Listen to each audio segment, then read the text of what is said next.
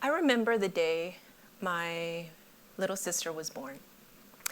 A healthy 10-pound baby girl. That same evening, when my mother brought her home from the midwife clinic, she got herself out of bed and cooked dinner for us, despite her having gone through difficult childbirth. I'll never forget the look of exhaustion and anger on her face. Because instead of taking care of herself and her newborn, she pushed aside her own needs to fulfill her duties as a wife and mother. I see this exhaustion and overwhelm in a lot of women today, myself included. Societal norms and societal expectations, rather, and cultural norms shape both our internal and external pressures. Oxfam research shows that women and girls perform 76% of care work, unpaid care work worldwide. The economic value of that unpaid work is worth almost $11 trillion annually. Yet its true value is far greater because it forms the backbone of economies and societies, yet it goes under-recognized. I saw this firsthand when I was growing up. I would witness my brother getting paid for helping our father with work outside of the home, while my older sister and I were not paid anything for helping our mother with housework. So I assumed that my years in the workforce would mean that I would get paid maternity leave when I was expecting my first child. But to my surprise, my employer in Texas at the time did not offer paid maternity leave, and neither did the state. My only option was short-term disability, which I did not have because I wasn't disabled, I was pregnant. I just felt let down by the system, especially at a time when I needed my paycheck the most with a new baby.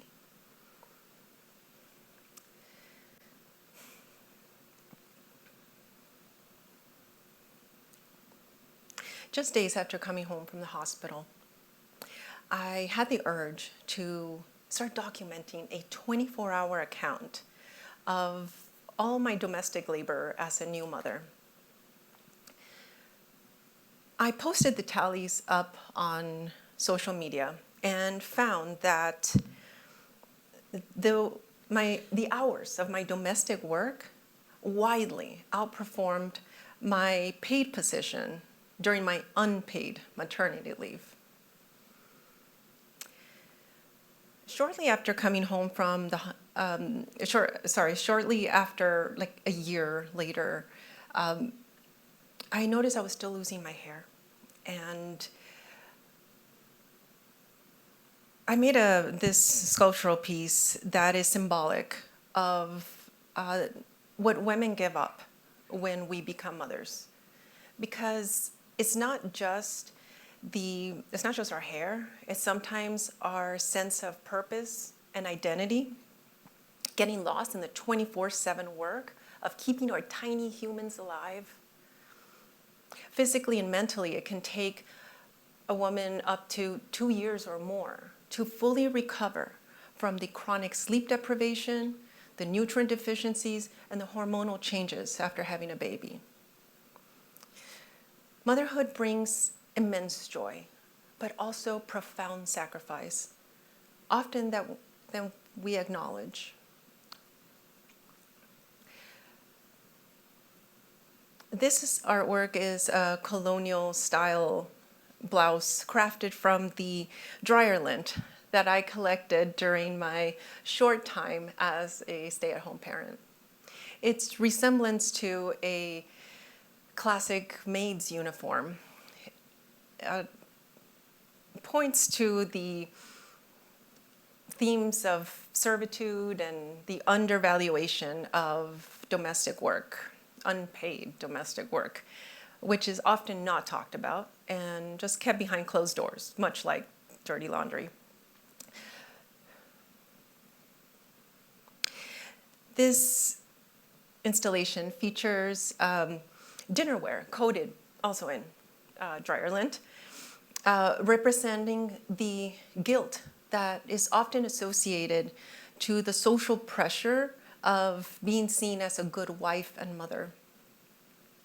Its title, Domestic Economy, also examines the dual exchange between women's unpaid work at home for men's paid success in the workforce, which ultimately drives the economy. This piece started as a speculative question. If babies were grown instead of born to women, would this level the playing field in gender equality? This notion was rooted in personal experiences. 10 years ago, when I found out I was pregnant, just days before defending my master's thesis, I cried. Not because I was pregnant, but because I feared the impact it was going to have on my career. 8 months into my pregnancy, a university revoked their invitation for a campus interview after the hiring committee discovered that I was very pregnant. I even know female professors who avoid revealing that they are mothers for fear of being denied promotion. In a more recent position, I was denied reasonable flexibility to balance my full-time job and caregiving for my toddler and autistic child. In academia, the art world, and many other industries, women are still systematically stigmatized for being caregivers. This is the maternal penalty that women face every day.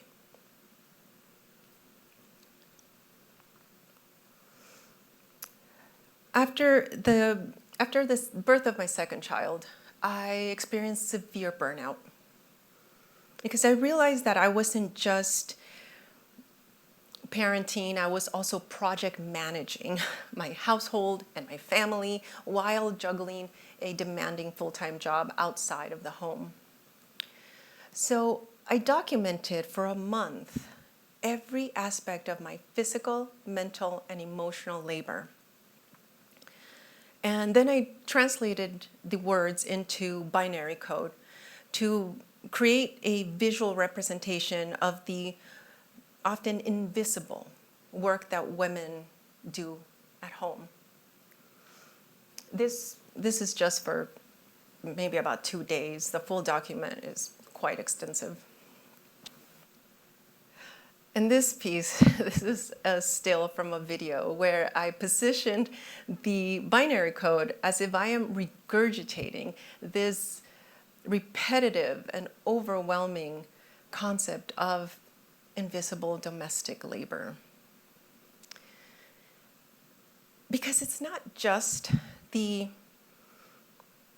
obvious tasks of grocery shopping and laundry, but it's also the countless responsibilities that add up and take up our time, energy, and bandwidth. They can be as small as swapping out dirty towels or cleaning up some yucky stuff that somebody left behind, nobody else bothered to clean up. Or it could be as enormous as our mental load that falls on the default parent. The default parent is the one who knows which child has outgrown their pants, the one who keeps up with all the kids' activities and knows what's needed for each activity, and remembers to buy the gifts for the special occasions and the holidays, and remembers to stays updated with the schools and the teachers, and remembers and manages the doctor's appointments, and knows what groceries are needed, does the online ordering, and even knows that there's enough toilet paper in the house. And then there is the emotional load. Constantly gauging the emotional temperature of every family member, often being the first responder to the needs, worries, and concerns of children and spouses alike. It's the parent who instinctively knows if something's wrong when their child's not home yet. It's the person who's always on. Often women feel overburdened, which can lead to resentment and relationship strain. And while I'm fortunate to have a helpful partner, I have also learned that asking for help is crucial, because even the most willing partner is not a mind reader. And I'm not discounting all the work that men do as well, but I just want to acknowledge all the seemingly insignificant tasks that women do behind the scenes, often without saying, to keep the family and home running. By recognizing these hidden burdens and communicating our needs, we create better balance and avoid overwhelm and resentment. However, I also found that, I actually found that my internal dialogue kept saying, I'll just do it myself, or I just already know how to do it. In recent decades, we have been told that to have it all, career and family, we must become superwomen. The superwoman syndrome is a term coined by Dr. Marjorie Hansen-Shevitz, where it's a pattern of behaviors and attitudes that where women push themselves to excel in multiple roles, often at the expense of their own health and well-being.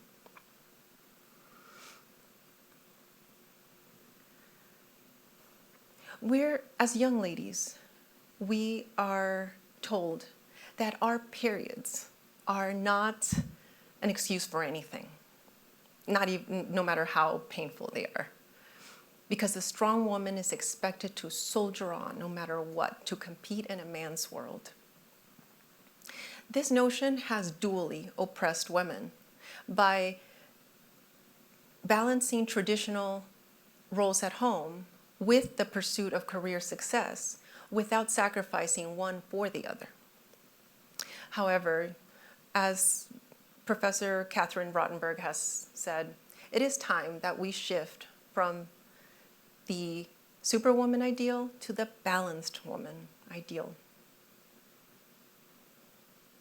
I've actually observed that men tend to take care of their needs better. If they're tired, they take a nap or disconnect with sports and video games.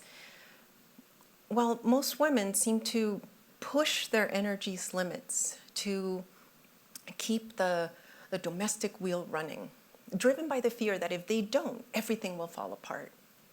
But we must stop overproducing as if we have to earn our keep, because this overproduction only leads to exhaustion, burnout, and even illness. This actually reminds me of the biblical story of the two sisters, Mary and Martha, where Martha worked really hard to prepare a big feast for Jesus, and Mary decided to sit and listen to his teachings. And when Martha complained that she was doing all the work, Jesus actually affirmed that Mary had chosen correctly. This shows us that sometimes the most important thing is not working ourselves to the bone, but doing what brings us joy and satisfaction. The National Institute of Health has actually found that the well-being of the mother is directly tied to the well-being of the entire family, and especially the positive development of the children. Since the beginning of civilization, we have relied on our support systems within our tribes and communities for help. However, since those supports are hard to come by, since the modern nuclear family has isolated us as individuals, asking family and friends for help is not always an option due to busy schedules or geographical locations, or simply grandma's not available.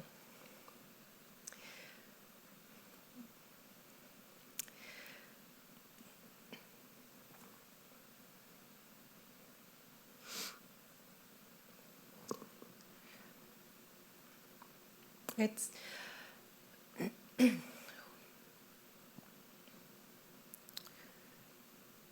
sorry.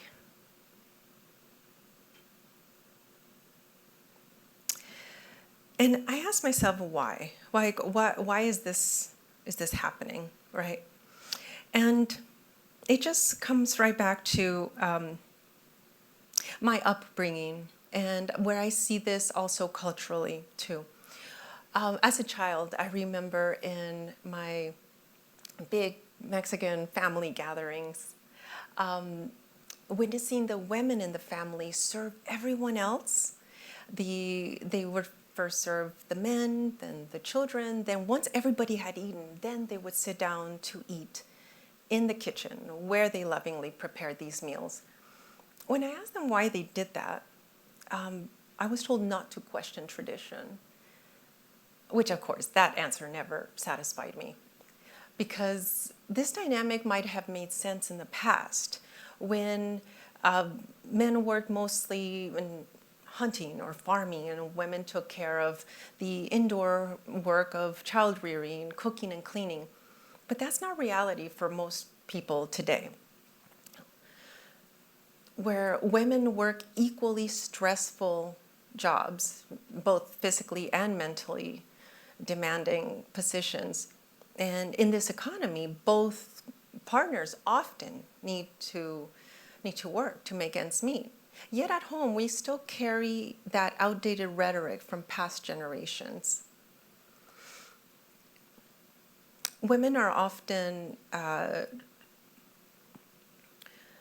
if household finances are shared, shouldn't housework and care work be shared as well? Women are often praised for being great multitaskers, but are we truly great multitaskers? Or have generations of conditioning just taught us to juggle everything? Or perhaps is weaponized incompetence, where one person will say they're just not good at something, so they're not asked to do it again. So does that mean that it's fair then for women to shoulder the extra domestic burden just because they are so-called good at it? This imbalance hurts men too, because it robs them of the opportunity to truly know their children and truly be present at home. I mean, how many men ask their wives where scissors and things are kept at home, or have no clue what shoe size their kid wears because she has always taken care of those details? Another dynamic that often happens also when children enter the picture is that women either leave the workforce or they reduce their work hours to take on more flexible positions, impacting significantly their lifetime earnings. Caregiving disruptions falls disproportionately on women, while men are rarely expected to adjust their work lives for caregiving disruptions. According to the U.S. Department of Labor, mothers lose about $300,000 in potential lifetime earnings due to caregiving disruptions.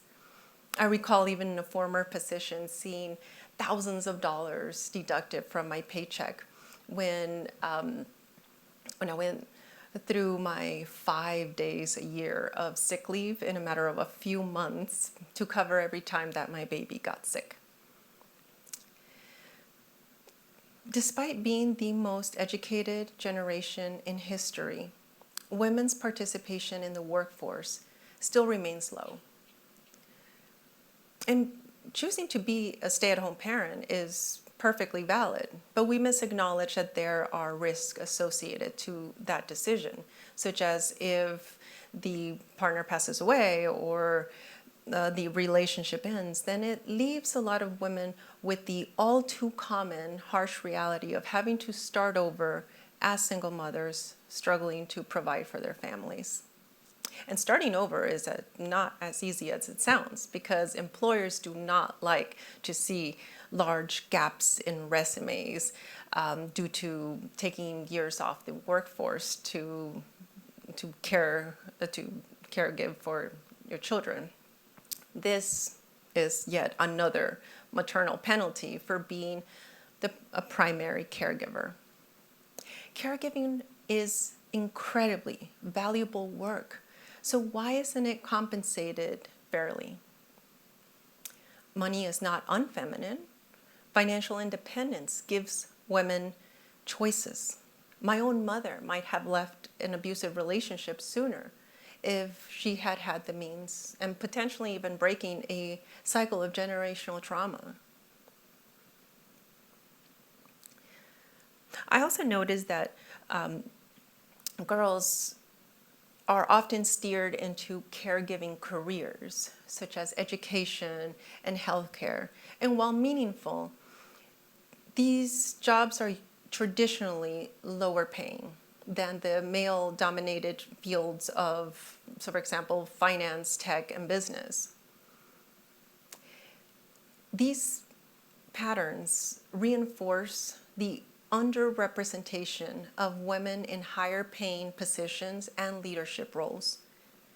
And that's because society has not been built with women's needs in mind.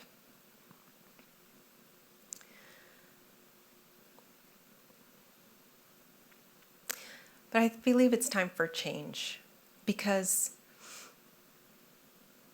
I believe that motherhood is the unfinished business of feminism. And while feminism is about advocating for women's rights and gender equality, in this wave, we're not asking for equality, but equity. Women bring unique strengths to this world, not lesser, just different. And we have distinct needs in order to reach our fullest potential. So what if we were to quantify even a portion of these values? What is the value of our invisible domestic labor? The value of our fortitude and resilience? The value of our wisdom and intuition? The value of our powerful ability to bear a life?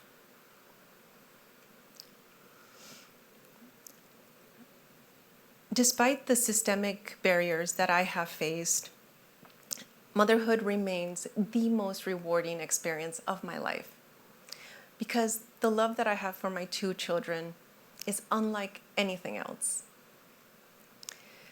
I felt called to create artwork from my experiences, because I believe art changes culture, and culture changes society.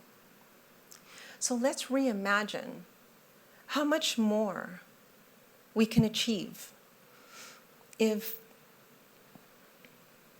women were not overburdened by the heavy load expected of them at home and expected from them, simply by asking for help from others and from their domestic partners to step up. Let's be conscious of our own internal drive to justify our existence through overproduction. Let's respect ourselves enough to ask for what we require, both at home and at work. Let's reimagine. What if society created those stronger structures to empower women to succeed? Systems like paid parental leave, menstrual leave that is separate from sick leave, additional family sick days for caregivers, financial compensations for stay-at-home parents, and subsidized childcare for working parents.